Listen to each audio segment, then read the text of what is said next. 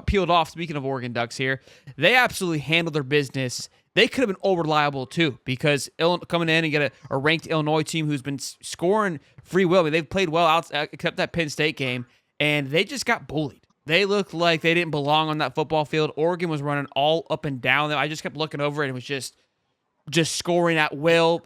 Just get it to the guy in open space. Like, Illinois had no clue. Like, what is this that just showed up there? I feel like they slowed down in the second half a little bit. Illinois figured some things out, but still not enough to get it done with Dylan Gabriel. They are firing all cylinders. Dan is dialed in. The recruiting, in the sense, is what A&M is doing, but in the West Coast. You guys are locked and loaded over there. You've been ducked, Illinois.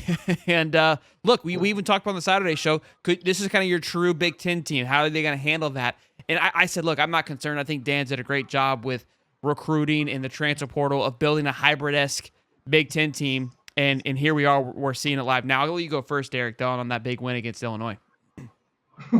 Yeah, one of the things we came in talking about was this was a great opportunity for Dylan Gabriel to really establish his name in the Heisman conversation. And, I don't think he had a game where you're going to look at the stat line. I think it would be a 291, 3 touchdowns, and an interception.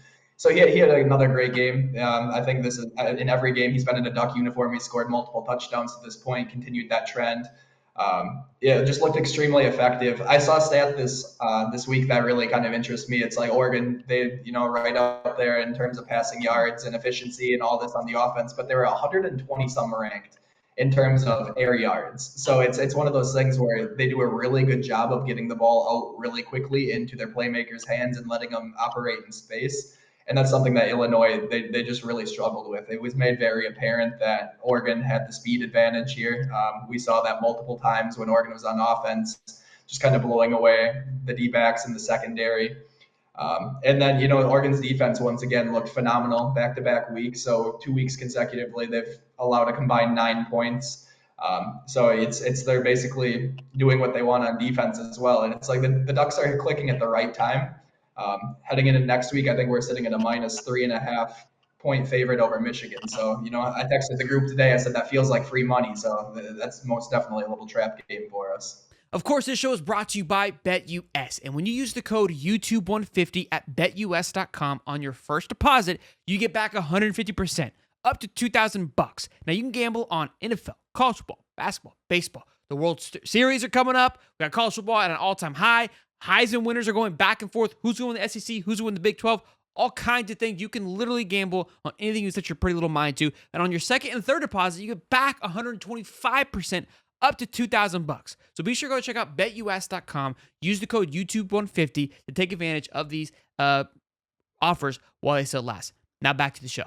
Not to get emotional, boys, but next time we film this, we're going to be in the last month of college football for the regular season. So just make sure we appreciate it while we can. Now, the Duck will have probably a longer season than the rest of us, but it is, let's appreciate these next few weeks here that we have. Real quick, I wanted to take a look at the schedule before we move on. Oregon at Michigan.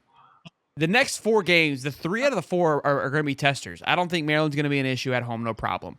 At Michigan, on the road, at the Big House, that's going to be a dogfight. Anyone which way to look at it, look, I don't think offensively they can do anything, but defensively, I think they're going to show some things at you.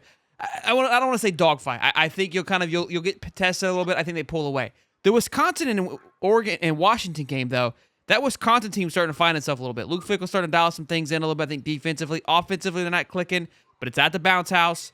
Something to keep an eye on. And then Washington, another fun one, obviously a rivalry game there. Their defense, I love what old Little Belichick's doing out there. I think they can throw some things at you on the defensive side of things. But look, I think Oregon handles these 4 games no problem. But I think they're also 4 great tests defensively because it looks like they're going to be playing matched up with Indiana. That's what it's going to boil down to. And that's what I'm interested to see because Indiana absolutely just skull-dragged Washington this past weekend. But again, they were able to throw some things at them. I wish we could have talked about Indiana because you can't throw anything at them right now. They look, honestly, if we're really talking about the best team in the country, how they're not argued to be up there because of who they played, but they have beaten everybody they've played like you should be beating everybody they've been played with now a backup quarterback. That was your big concern, Ty. I know we're getting a little off topic, but the Big Ten, it's exciting, man. I'm loving where college football is right now. Tyler, your thoughts? Yeah, I mean, obviously, I think I've been saying it for weeks now that I think college football is in a really good spot. But as for the Ducks, this is the Duck team that the Duck kept telling us about. I was waiting to see it. After Idaho, I gave them all that smoke, and then the Boise game, I gave them all that smoke, and now that team is coming into their own, and they have speed everywhere, and that's why they get the ball out quick, because they get the ball out quick so their guys can run past the other guys. I mean, it does look like a different kind of team than what's on the other side. By that I mean Illinois gave Penn State a dogfight. This was not a dogfight. This was an absolute cockfight. But the Ducks were the dogs. I mean, it was just absolute. Tez Johnson, Noah Whittington, Jordan James. It didn't matter who it was. They were catching it and they were just running past them. And it was like they were standing still. I mean, the speed that Oregon has is impressive. And Dylan Gabriel, once again, he's impressive.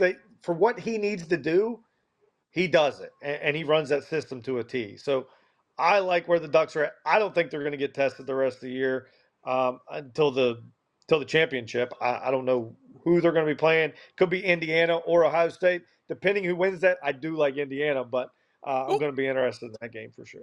Cody? Yeah, it's going to be pretty cool to see the Ducks face IU here at Lucas Oil. It's going to be great. Definitely getting some tickets for that. That's going to be a good one.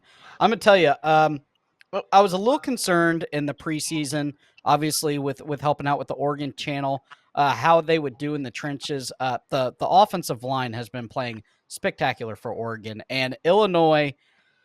They are a solid defense at times, but I'm telling you, they had to play this thing in a phone booth, and they did not. The Oregon offense just got out in space, and it was night and day that Oregon is the fastest team in the Big Ten, and I don't know a team in the Big Ten that can take them out right now. We had look, I think that's the biggest of them is just the speed. I don't think there's a team in the Big Ten that can keep up with that. And again, they created this hybrid where they brought the West Coast speed, but have built the size in the trenches to be able to stop a running team in that Big Ten. So look, I think they handle their business just fine. The Indiana matchup or Ohio State, whoever they end up facing, should be an interesting and a fun one. Look,